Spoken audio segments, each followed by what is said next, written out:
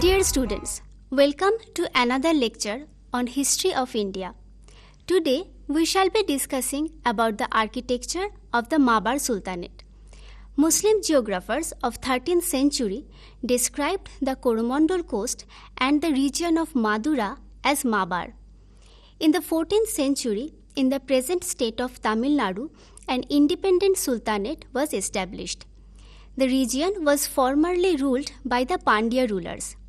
In 1333-34, Sayyid Jalal Ahsan, the governor of Mabar, rebelled against Muhammad bin Tughlaq and declared his independence. Thus, the independent Sultanate of Mabar was established. The Sultanate lasted for a very short period of time, for less than half a century. In 1373, it was conquered by the Vijayanagar Empire. In order to construct the history of the Mabar Sultanate, historians mostly rely on numismatic evidences and the travel account of Ibn Battuta. However, historian Mehrdad Shokohi has made a wonderful study of the architecture of the Mabar Sultanate. Shokohi observed that architectural style of Mabar has its root in the earlier building traditions of the Muslim merchants settled in South India and was quite distinct in its form from the North Indian or Deccan Islamic architecture.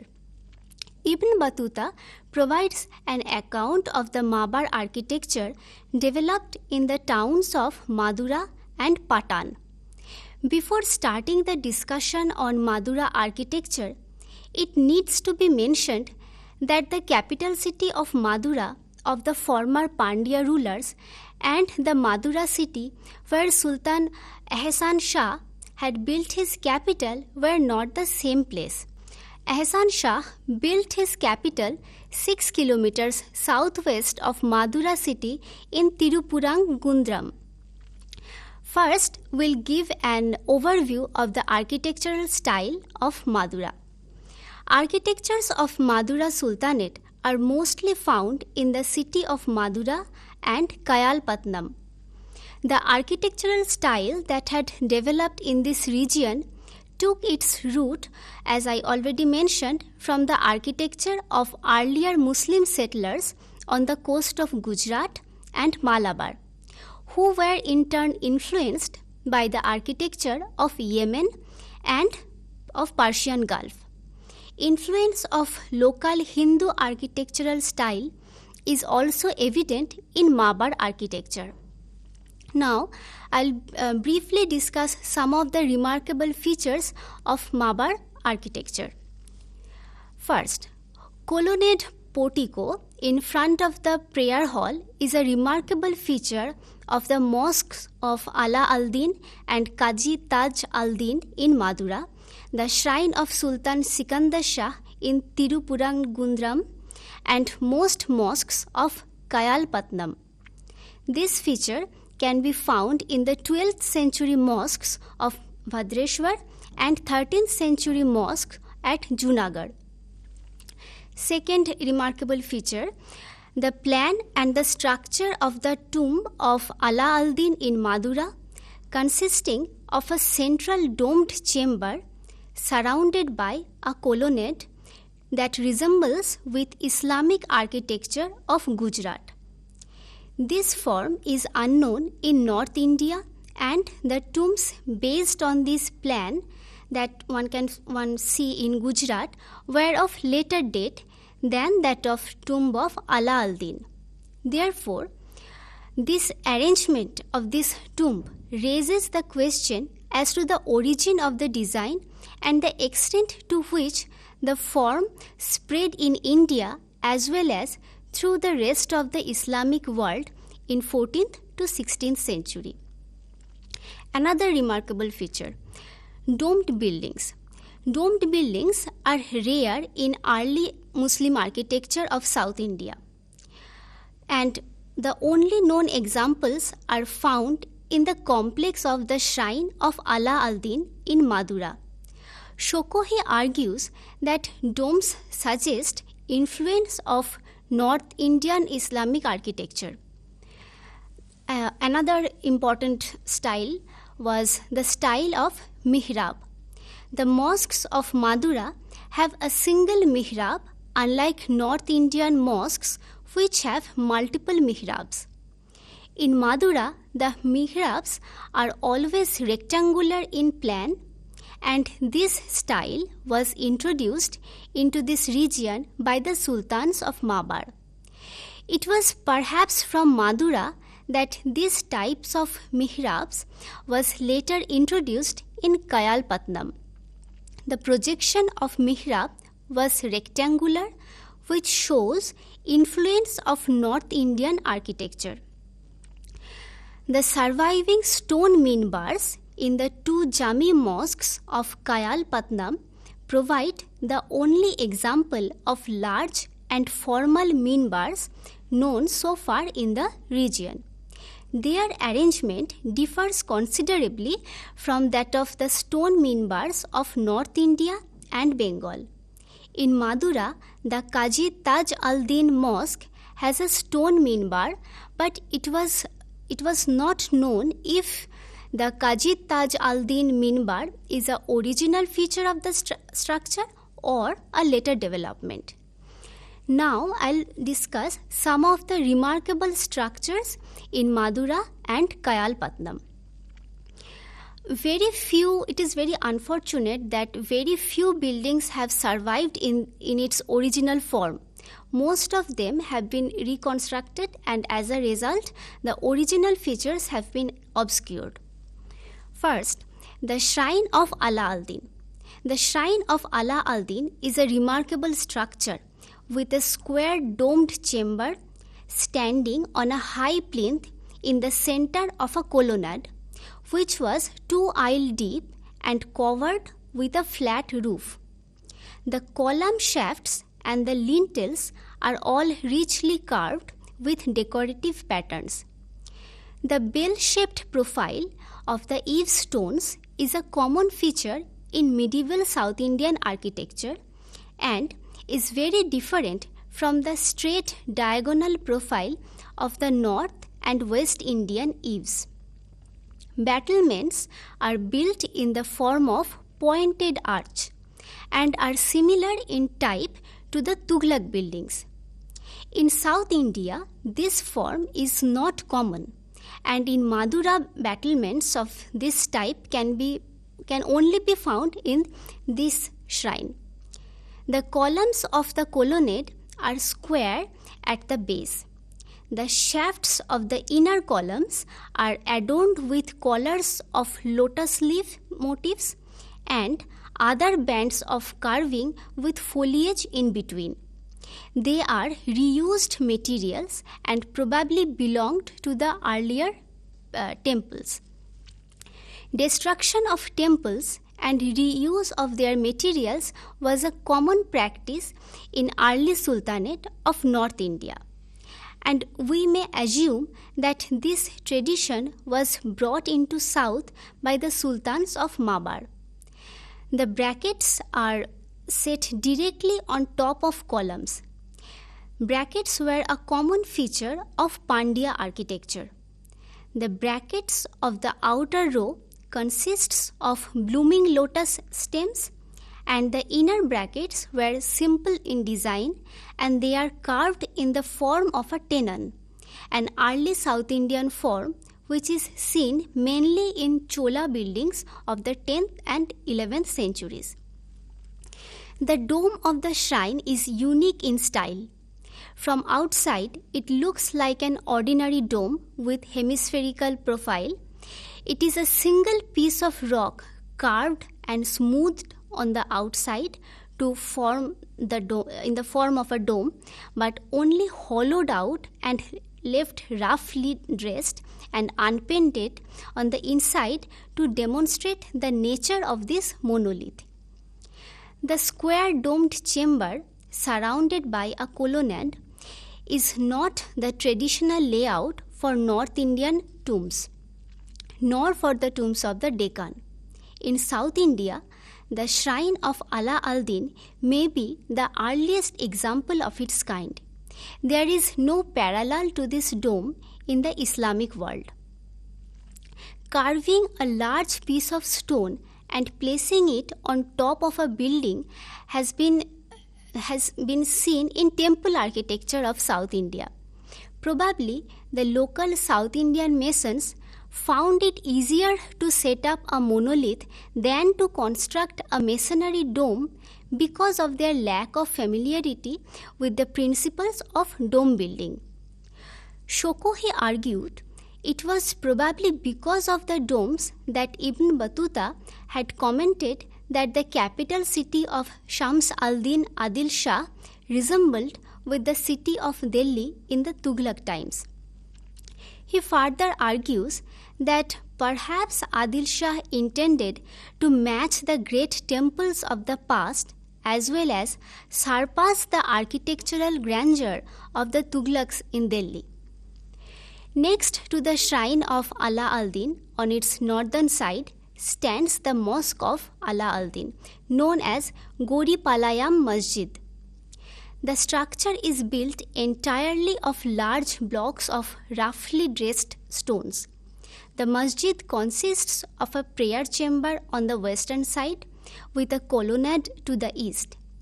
In front of the colonnade, at each side there is a minaret, rising from the ground and octagonal in plan. The minarets have 5 registers, decorated with small arched niches, and are topped with a solid finial or guldasta in the form of an onion-shaped dome with a double collar of lotus leaves. This type is common in Islamic buildings of the 17th and 19th century South India and shows the influence of Adil Shahi architecture on the late Islamic architecture of this region. The most interesting feature of the mosque is perhaps the arrangement of its plan with a prayer chamber and a portico in front. This layout is common for South Indian mosques but is virtually unknown in North and West India or even in Deccan. However, such porticos are not without precedence in the Muslim maritime architecture in India. The earliest example of a similar style can be found in the Choti Masjid of Bhadreshwar. The layout of Madurai Mosque therefore follows the older traditional plan which was developed by the Muslim trading communities in India and continued to be used in the south. Another significant structure was the tomb of Sayyid Hussain Quddus Ullah, the Wazir of Sultan Ala al-Din Udauji. The tomb was built in the form of a chhatri. It has domed pavilion with 4 highly decorated columns. These columns appear to be reused materials of earlier temples. As is usual in the construction of many chhatris, there are no squinches or pendentives and the dome rests directly on 4 triangular corner slabs set on the lintels. On the top of the dome, the finial consists of the familiar lotus pattern with an amalaka below and a kalasa above.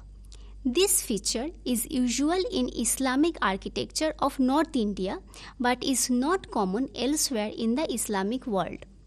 Shokohi suggests that chhatris are not usual in the Hindu architecture of the South India and as tombs they can only be found in late and post Mughal buildings. The chhatri of Sayyid Hussain therefore is an unusual specimen of its kind in Madurai. There is a loose inscription of Shams al-Din Adil Shah preserved in the compound of the shrine of Ala al-Din and Shams al-Din, which is of great importance. It is the only known inscription of Madurai Sultan Shams al-Din Adil Shah. The inscription is carved in a relief on a stone slab and written in Nashki script. the script lacks the refined calligraphy of the royal inscription of North India. The text continues in Persian from the middle of the second line and appears to be Adil Shah's proclamation as a ruler demanding submission from the Muslim population. The inclusion of Quranic verses is of great significance as it helped the Sultanate to establish their legitimacy. The sultans were of non-Indian origin and were constantly fighting with neighboring Hindu polities. They were also exposed to local epidemic, which is why probably they ruled for such a short period of time. Besides, there was always a threat of being overthrown by aspiring commanders of the sultans. In this context, the inscription's declaration and demanding submission from the populace, which was a requirement of Islam, as is evident from the Quranic verses inscribed on this stone, championed the legitimacy of the Sultan. The inscription also provides interesting information about the local society. The Muluk, Umard, Awan wa Ansar were connected with the court and army and were of Persian, Central Asian and North Indian origin. It also talks about the local maritime Muslim entrepreneurs such as the merchants or bazargans and the major traders or tajis. The shrine of Sultan Sikandar Shah is one of the main pilgrimage centers of Muslims in Tirupurangundram. The tomb of Sikandar Shah is believed to be at the place where he was killed by the Vijayanagar Raja. The tomb is on the summit of a hill. It is a simple tombstone under a large piece of rock which juts out diagonally from the ground. The mosque consists of a front colonnade porch at the west.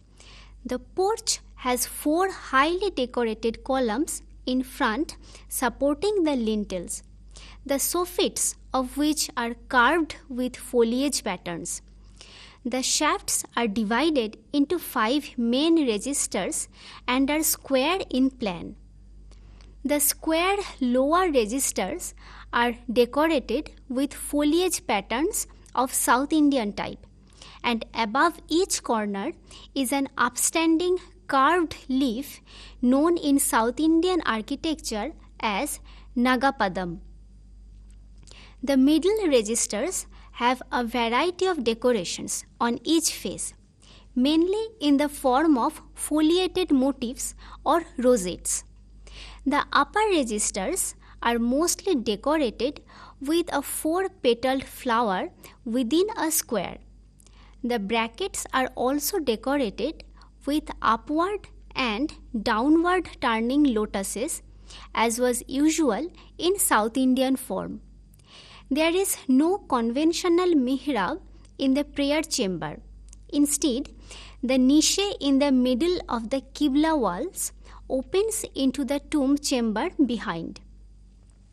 Although the lack of a mihrab may seem unusual, mihrabs in the form of an opening to a sanctum behind are not entirely unknown in the Islamic world.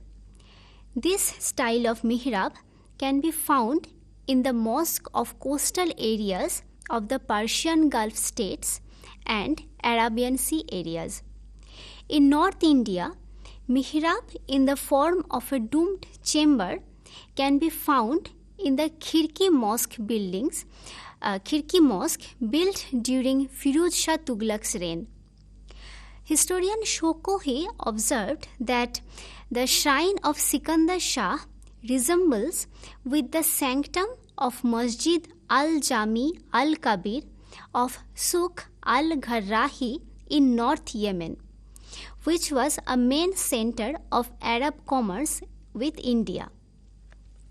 The layout of the building shows continuation of a traditional plan which originated in architecture of Muslim merchant communities of the south and bore little relation to North Indian Islamic architecture.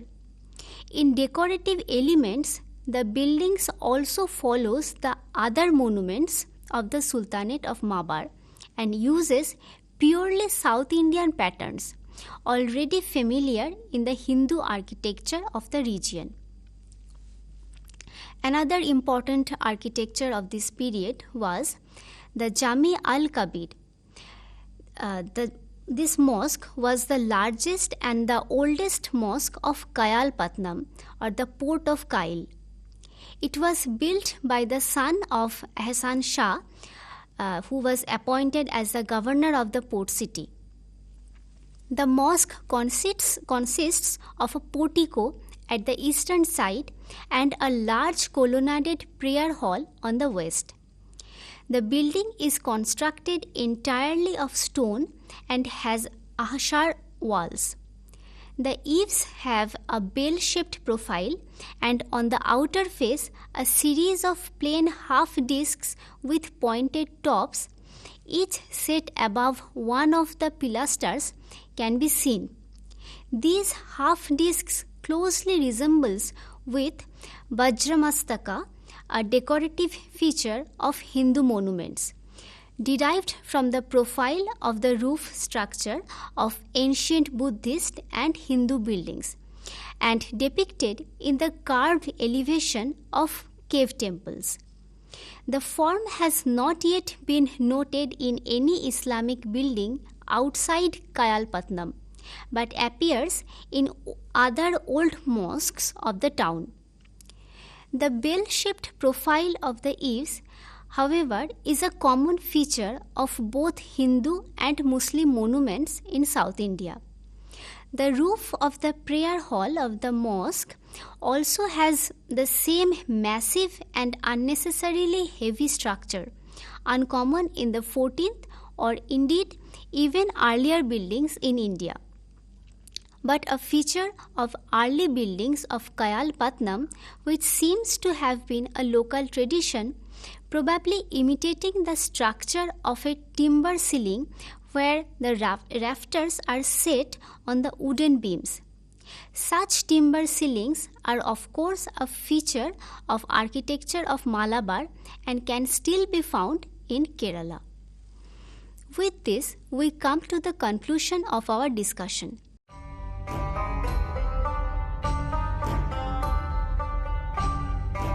In the study of Indo-Muslim architecture, little attention has been paid to the architectural style of Mabar Sultanate.